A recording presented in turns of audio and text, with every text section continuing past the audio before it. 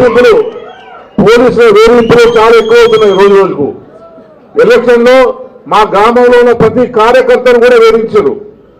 ఒకరు చిన్న చిన్న గ్రామానికి కూడా పెద్ద పెద్ద పోలీసు అధికారులు వచ్చారు. ఎస్పీ గారు కూడా స్వయంగా రంగంలో దిగారు. కాంగ్రెస్ పార్టీకి అనుకూలంగా పనిచేశారు. మా గ్రామంలో ఒక చిన్న పిల్లాడు గింతుంటాడు, ఓడిపోయిన మనిషి అంటే ఇచ్చిస్తానంటే వాడు పోయి కాంప్లైంట్ చేసిండు. వాళ్ళు ఎస్ఐ ఫోన్ చేసి చీప్ వచ్చింది పొద్దున, ఆయన ఇచ్చిస్తానంటే వాడు పోలీసులు రమ్మని చెప్తున్నాడు. మరి ఇచ్చిస్తాడు ఏం చేసి నాకు అర్థం కాలే. వాడు ఫోన్ బండ ఒకటి వచ్చింది, ఆయన చూసి అంటే ఇచ్చిస్తానంట. మరి ఎవరికి కనపడింది వాళ్ళకి ఎక్కడ నాకు అర్థం కాదు. ఇతను చిన్న చిన్న కారణాలకు పోలీసులు వచ్చి ప్రజల భయప్రాంతాలకు గురి చేస్తున్నారు. మీరు మాకు పూర్తి స్థాయిలో అండగా ఉన్నారు.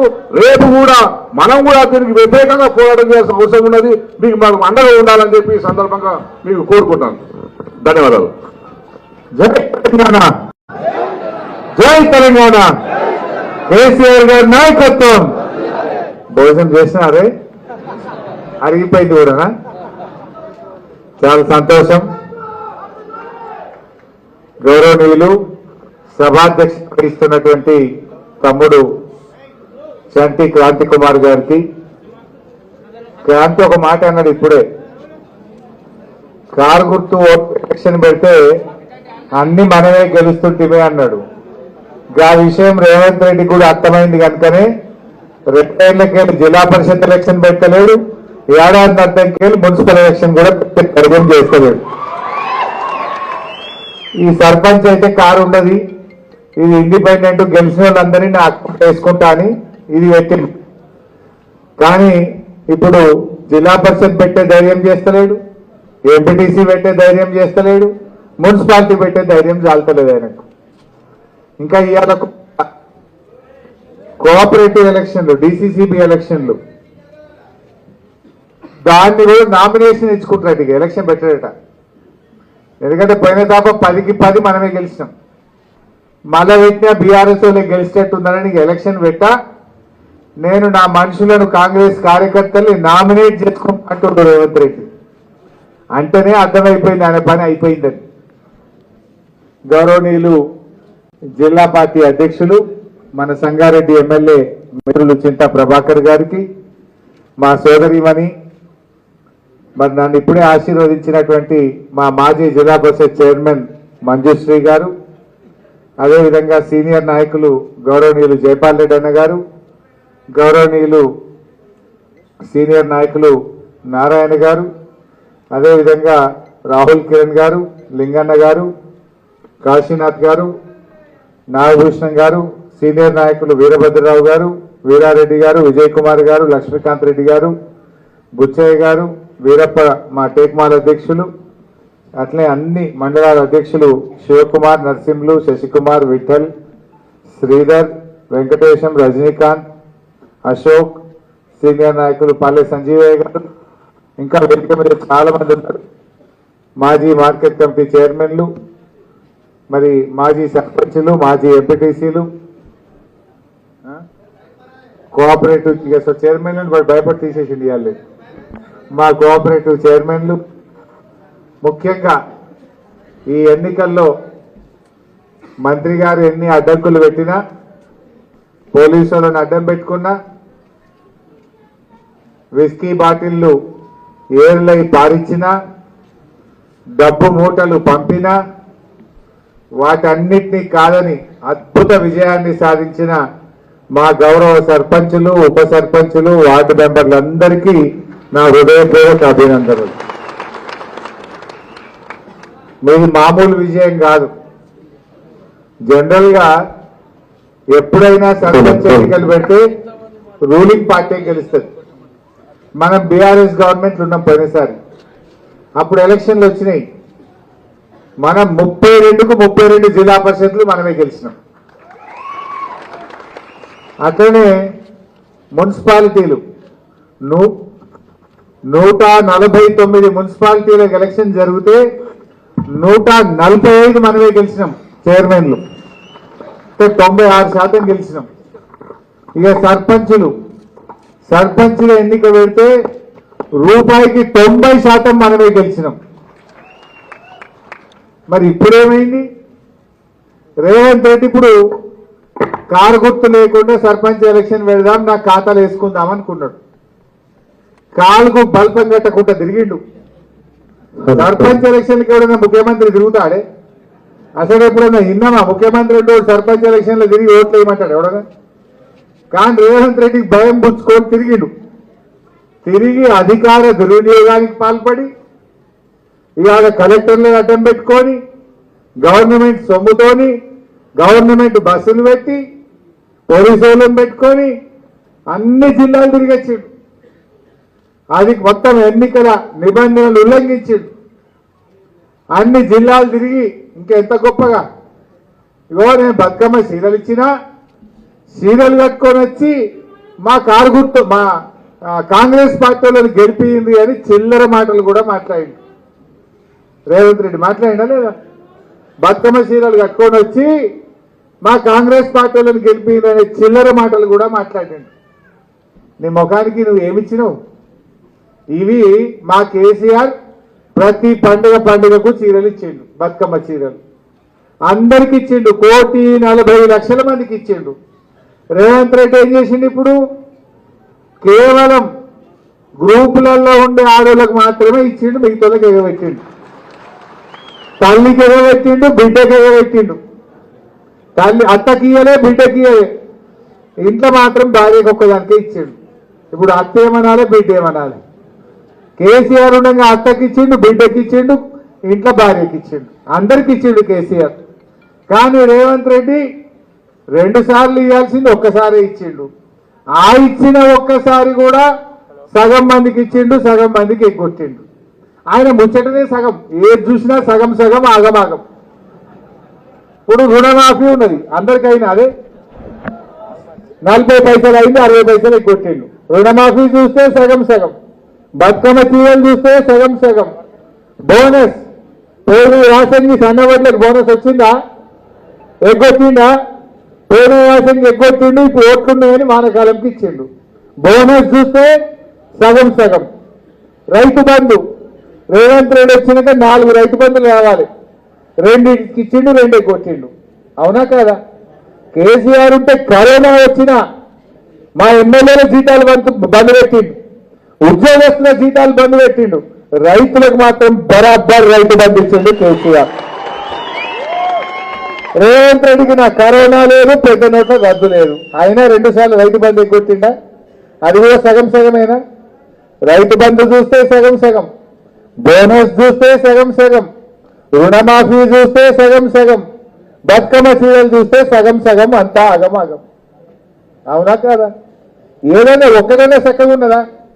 దవాఖానలో పోతే కేసీఆర్ కిట్ బంద్ అయిపోయింది, న్యూట్రిషన్ కిట్ గర్భిణీ స్త్రీకి బంద్ అయిపోయింది, బతుకమ్మ చీరలు బంద్ అయిపోయినాయి, గొర్రెలు బంద్ అయిపోయినాయి, దళిత బంధు బంద్ అయిపోయింది. ఏమైంది ఆయన ఇచ్చింది కొత్తగా? ఏమన్నంటే బస్సు ఫ్రీ అంటాడు. ఆడేదో ఫ్రీ అంటే మగవాళ్ళకేమో డబుల్ రేట్ కొడుతుంది, టికెట్ డబుల్ చేస్తుంది. ఇంకేముంది ఆడికాడికి అల్లికల్లి 0 అవునా కాదా? ఆడలకు ఫ్రీ, భార్యకు ఫ్రీ ఆయే, భర్తకు డబుల్ రేటా, ఇంకేమో డబుల్ టికెట్ కొడుతుంది. నువ్వు ఇచ్చిన ఫ్రీ ఏమున్నది? అంతా మోసమే కదా. ఇవాళ ఆలోచన చేయాలి. ఇంత చేసి కాలికి బల్పం పట్టకుండా రేవంత్ రెడ్డి ఊరు తిరిగిండు. మా కాంగ్రెస్ వాళ్ళకి ఓట్లయింది, బతుకమ్మ చీరలు కట్టుకొని వచ్చి ఓట్లయింది. కానీ ఏం చేసిండు? కళ్ళు నెత్తికెక్కి అహంకారంతో మాట్లాడిండు. ఇక బీఆర్ఎస్ మొదలట, బీఆర్ఎస్ విత్తనాన్ని మొదలని అన్నాడు. అన్నదా? భూమిని చీల్చుకొని విత్తనం ఎట్లా మొలుస్తుందో బీఆర్ఎస్ పార్టీ రేవంత్ రెడ్డి గుండెల్లో నుంచి గెలిచింది. ఒక్కటేంటి గెలవలే. రేవంత్ రెడ్డి నువ్వు విత్తనం మొదలని అంటే నీ గుండెల్లో నుంచి 4,000 మంది సర్పంచులు మొలిచింది. బిడ్డ జాగ్రత్త. ఒక్కరు కాదు, 4,000 గెలిచిండు. అరే మా గవర్నమెంట్ నువ్వు 10 పైసలు గెలవలే, నీ గవర్నమెంట్ లో 40% గెలిచింది ఇవాళ బీఆర్ఎస్ పార్టీ. ఇది దేనికి సంకేతం? మళ్ళా వచ్చేది గులాబీ జెండా, కేసీఆర్ ముఖ్యమంత్రి కాబోతున్నాడు. మా క్రాంతి గారు అన్నది ఇప్పుడే, పోలీసులు జర జాగా హుషారు చేస్తుర్రన్నా, తిప్పలు పెడుతుండ్రన్నా అన్నాడు. ఎస్పీ గారు జాగ్రత్త, మా కార్యకర్తలను ఎవరన్నా ఇబ్బంది పెడితే ఇంకా 2 ఏళ్లలో మళ్ళా బీఆర్ఎస్ గవర్నమెంట్ వస్తుంది. మా అక్క చెప్పినట్టు మంత్రి నేనే వస్తా, మీ సంగతి చెప్తా. పోయిన తాప మనం ఎవరిని ఏమనలే. ఎంతసేపు పని చేయాలి పని పడబడ్డం. 200 పింఛన్లు 2000 చేసిండు కేసీఆర్. ఆడబిడ్డ పెళ్లికి కళ్యాణ లక్ష్మి ఇచ్చిండు కేసీఆర్. కాంపుకు పోతే కేసీఆర్ కిట్ ఇచ్చిండు. రైతు బంధు ఎకరానికి 10,000 రూపాయలు ఇచ్చిండు. రైతు చనిపోతే 5 లక్షల రూపాయలు ఇంటికే పంపించిండు మన కేసీఆర్. ఇట్లా ఎన్నో పనులు చేసిండు. గొర్రెలు ఇచ్చిండు, చేప పిల్లలు ఇచ్చిండు, దళిత బంధు ఇచ్చిండు. చాలా మంచి కార్యక్రమాలు చేసిండు. మనం ఎంతసేపు పని ఎట్లా చేయాలనో ఆలోచన చేసినాం. ఈ తాప మాత్రం ప్రజలకు పనిచేస్తాం. ఎవరెవరైతే మా ఊళ్ళని తిప్పలు పెట్టిందో వాళ్ళ పని కూడా పడతాం.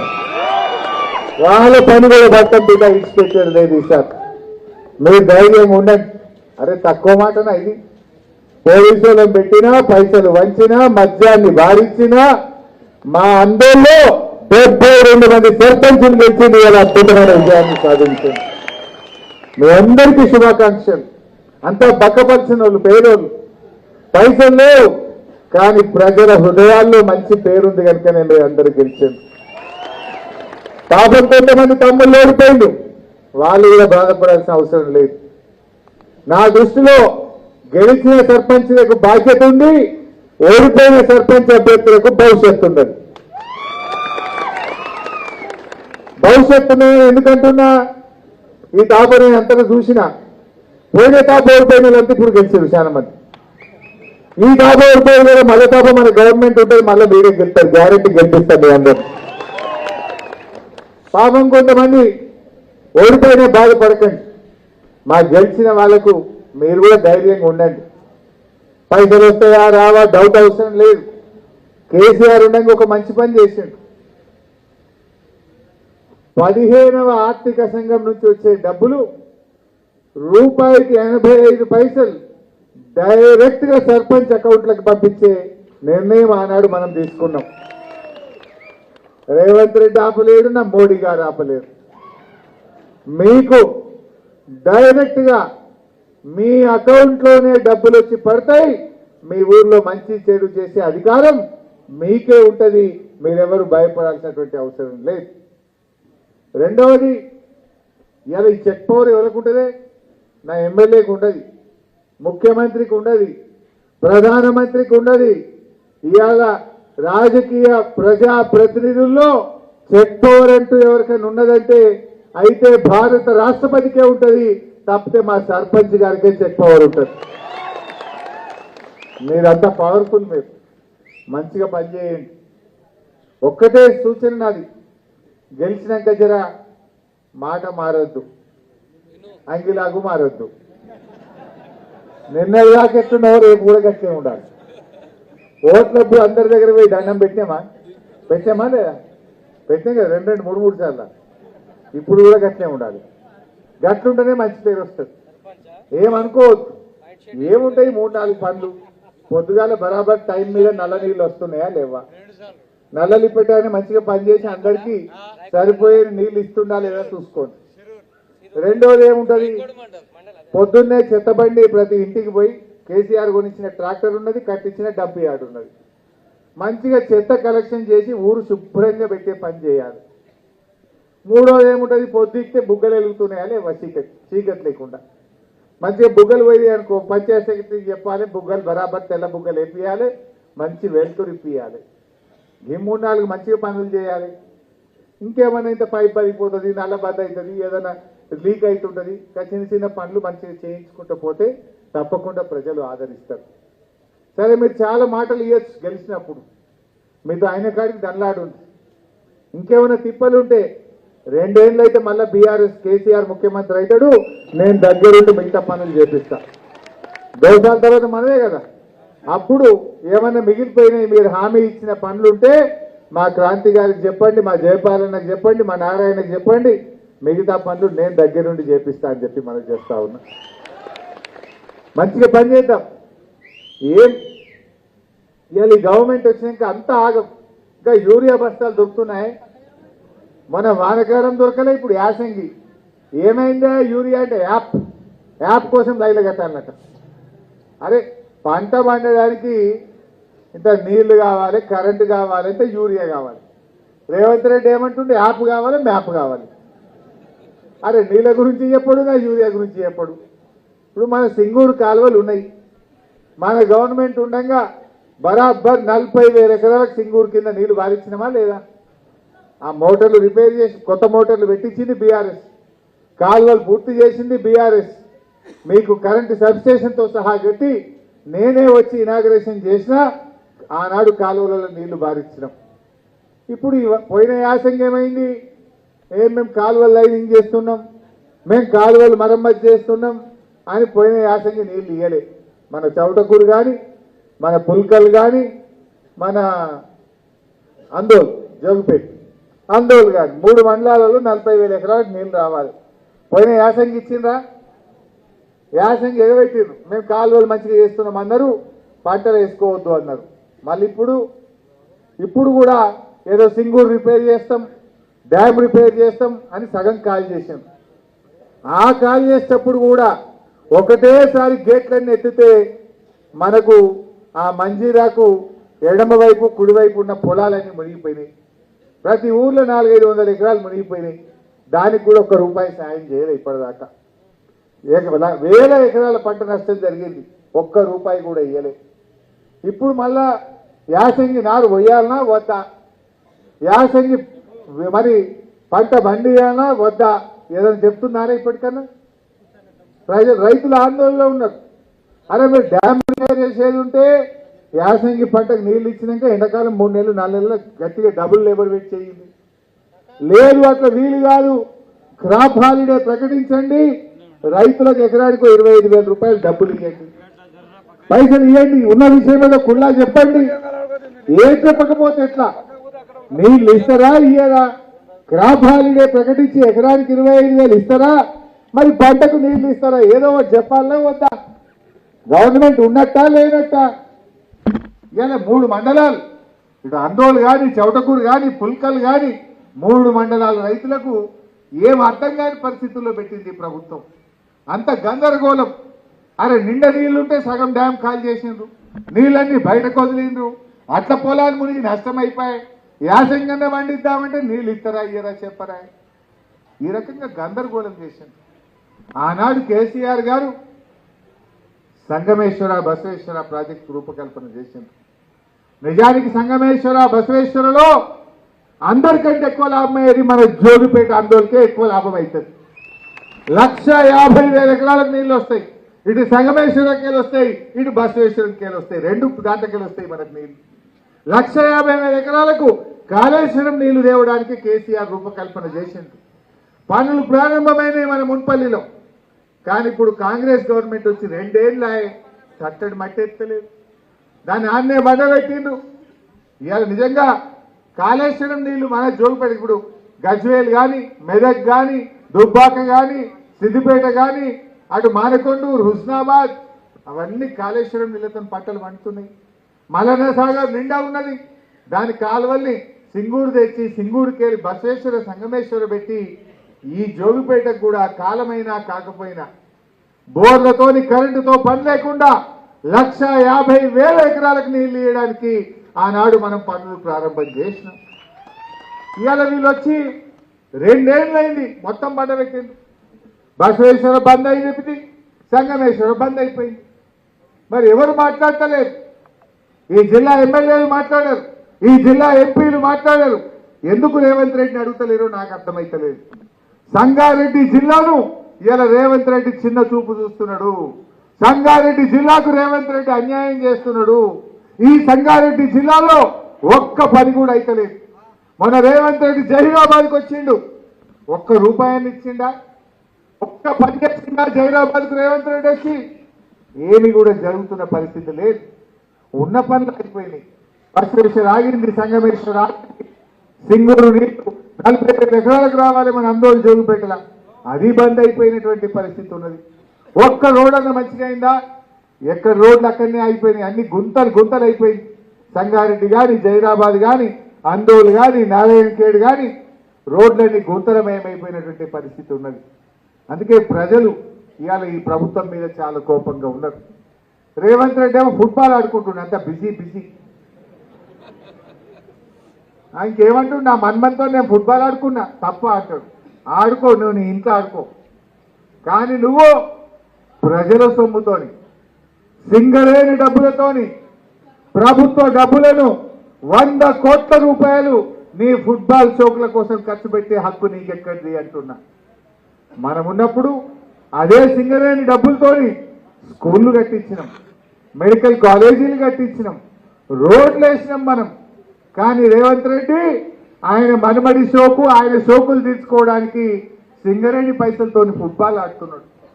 5 కోట్లతో స్టేడియం కట్టించిండు. 100 కోట్లతోని వాడిని ఉన్న మెస్సీని పట్టుకొచ్చి ఆ మెస్సీతోని ఈయన ఫోటో దిగే షోకుంటే 100 కోట్లు ఖర్చు పెట్టిండు. అందాల పోటీలకు 100 కోట్లు, ఫుట్బాల్ ఆడడానికి 100 కోట్లు, ఈయన ఆట నేర్చుకోవడానికి 5 కోట్లు. నీ అయ్యో సొప్ప ఇంకెందుకోసం ఖర్చు పెడుతున్నావు? అరే పేద పిల్లలకు బుక్కడు అన్నం పెట్టవయ్యా అంటే పైసలు లేవు అంటాడు. పురుగులు అన్నం పెట్టాడు పిల్లలకు హాస్టళ్లలో. మా అవ్వ తాతలకు 4,000 పింఛన్ ఏదంటే సపోర్ట్ చేయడు. కేసీఆర్ 200, 2,000 చేస్తాడంటే చేయలే. మరి రేవంత్ రెడ్డి 4,000 ఇస్తాని బాండ్ పేపర్ మీద రాసిచ్చిండు. ఒట్లు పెట్టుకున్నారు, కాళ్ళల్లో మొక్కిరు. కొడుకులు 2 ఏళ్ళ 4,000 పింఛన్ ఏదంటే సపోర్ట్ చేస్తలేదు. అక్క చెల్లెళ్లకు నెలకు 2,500 మహాలక్ష్మి ఇస్తామన్నారు. వచ్చిందా? ఇచ్చు లేదు. కానీ ఇంకా ఉల్టా బతుకమ్మ చీరలు బంధు, కేసీఆర్ కిట్టు బంధు, న్యూట్రిషన్ కిట్టు బంధు అన్ని బంధు పెట్టింది. ఈ రకంగా ఇవాళ మోసం చేస్తున్నారు. పిల్లలకు ఫీజు రియంబర్స్మెంట్ రాదు, 2 లక్షల ఉద్యోగాలను మోసం చేసిండ్రు. అంతా మోసం అయిపోయి. అందుకే అందరికి కూడా అర్థమైంది, మళ్ళీ కేసీఆరే బాగుండే, మళ్ళీ బీఆర్ఎస్ గెలవాలని ఇలా రాష్ట్ర ప్రజలు కోరుకుంటున్నారు. దానికి సంకేతమే 4 సర్పంచులు ఇవాళ బీఆర్ఎస్ పార్టీ గెలిచిందని మనం చేస్తా ఉన్నా. 10% ఆనాడు కాంగ్రెస్ గెలవలే, మనం 40% గెలిచినామని సూచనది వస్తుంది. ప్రజలు కేసీఆర్ దిక్కు చూస్తున్నారు, ఈ గులాబీ జెండా వైపు చూస్తున్నారు. ప్రజలు కేసీఆర్ రావాలని ఎదురు చూస్తున్నటువంటి పరిస్థితి. ఇప్పుడట యాసంగికి రైతు బంధు కొడతాడట. ఏమంటుండు? పంట సాగు చేస్తేనే రైతు బంధు ఇస్తా అంటుండు. మన జోగిపేట ఆందోళనలో పత్తి వేస్తామా? ఏమ కొత్త ఉంటుందా? రాయకోట దిక్కు పత్తి, మున్పల్లి దిక్కు పత్తి ఉంటుందా?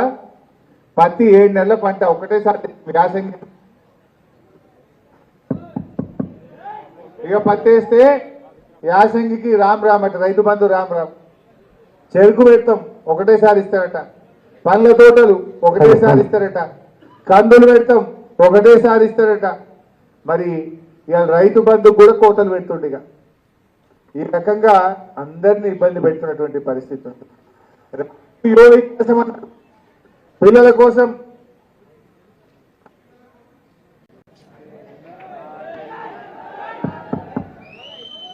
రాజీవ్ యువ వికాసం అన్నాడు.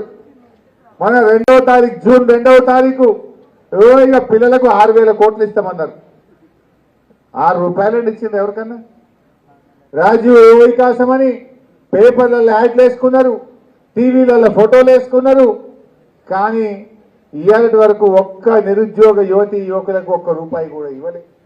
వికసించక ముందే వాడిపోయింది రాజీవ్ యువ వికాసం, వికసించక ముందే వాడిపోయింది అది. ఇక కూలీలు, గ్రామాల్లో ఉండే కూలీలకు ఏడాదికి 12,000 ఇస్తామన్నారు. వచ్చిన అయోల కన్నా పథకం ప్రారంభించిండ్రు, 1 ఊరికేసిండ్రు, మండలానికి అన్నీ కొట్టిండ్రు. ఏడాది 1 ఊరికేసి మరి మిగతా ఊర్లకు ఎప్పుడు వేస్తారు నాయన? అడిగేటోడు ఉన్నాడా?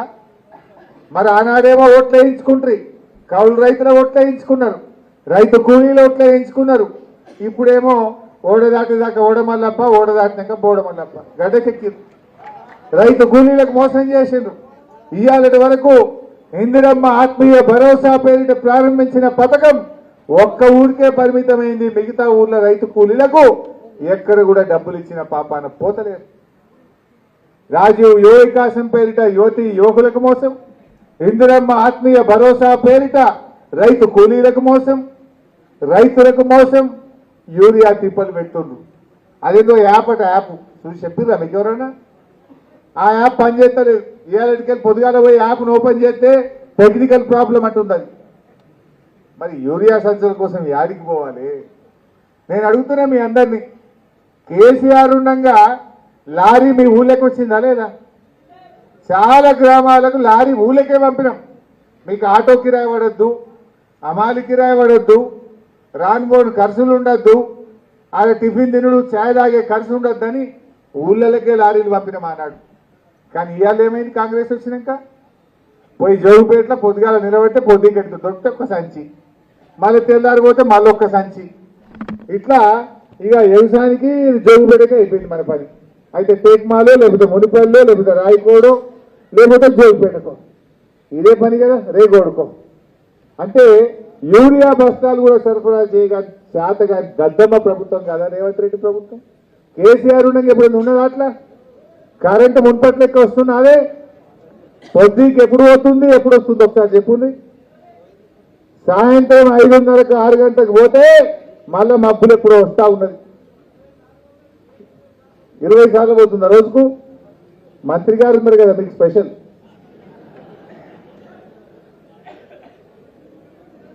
సో అట్లా మీ దగ్గర ఇవాళ కరెంటు కూడా సరిగా లేనటువంటి పరిస్థితి ఏర్పడ్డది. అంటే ఏమొచ్చింది కొత్తగా? దయచేసి మీరు ఆలోచన చేయండి. అందువల్ల మంచిగా పనిచేసిండ్రు.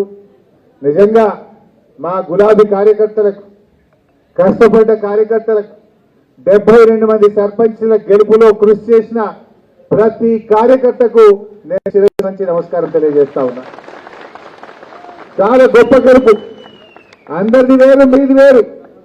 ఇక్కడ మంత్రి ఉన్నా కూడా 72 సర్పంచులు గెలిపించిన మా కార్యకర్తలకు నేను సల్యూట్ చేస్తా ఉన్నా. తప్పకుండా రాబోయే రోజుల్లో మిమ్మల్ని కాపాడుకుంటాం, మీ మాట నిలబెడతాం. మీ గ్రామాల అభివృద్ధికి రేపు బీఆర్ఎస్ పాలనలో ప్రత్యేకమైన నిధులు తెచ్చి అయినా సరే మీ గౌరవాన్ని పెంచుతాం, మా కార్యకర్తల ప్రతిష్ట పెంచుతామని చెప్పి నేను మనవి చేస్తా ఉన్నా. మీరు కూడా కలిసిమెలిసి ఉండండి. ఆయనకైతే ధైర్యం చాలతలేదు, పెట్టడం నాకైతే డౌటే ఉన్నది. ఎందుకంటే కారు చూస్తే కేసీఆర్ యాదికి వస్తాడు. కేసీఆర్ యాదికి వస్తే గుడ్డరే గుర్తారు జనం ఇప్పుడు. ఇక ఎందుకంటే కారు గెలవాలి, కేసీఆర్ గెలవాలి అని ఓట్ల డబ్బల్లో కారు మీద గుద్దడానికి ఇలా ఓటర్లు రెడీగా ఉన్నారు. అందువల్ల రేవంత్ రెడ్డికి ధైర్యం చాలతలేదు, ఎలక్షన్ పెట్టే ధైర్యం చాలతలేదు. చూద్దాం, పెడితే తయారున్నాం, పెట్టకపోతే డైరెక్ట్ అసెంబ్లీ ఎలక్షనే కొట్లాడదాం. అంతే కదా, తయారున్నాం, దేనికైనా తయారు. మంచిగా ఐక్యంగా ఉండండి. ఏదైనా కష్టం వస్తే, ఇబ్బంది వస్తే, ఎక్కడైనా పోలీసులు కానీ అధికారులు కానీ ఎవరైనా మిమ్మల్ని ఇబ్బంది పెడితే క్రాంతి గారు, జయపాలన్నను మా సీనియర్ నాయకుల దృష్టికి తీసుకురండి. అంతా ఇబ్బంది అయితే ఇప్పుడు మనం బ్రహ్మాండమైన హైవే వేసినాం. ఇప్పుడు గంట సేపట్లో నా ఇంటికాడ ఉంటారు మీరు. ఒకటే గంట లేదా గంట సేపట్లో నేను మీ దగ్గర ఉంటా. ఏం బాధపడేది లేదు. అత్యవసరమైతే నన్ను విలువండి, అవసరం ఉంటే నా దగ్గరికైనా రండి. ఎల్లవేళలా నా తలుపులు మీకోసం తెరిచే ఉంటాయి. మిమ్మల్ని కాపాడుకుంటామని మనవి చేస్తూ జై తెలంగాణ. థ్యాంక్ యూ హరీష్ అన్న, ధన్యవాదాలు.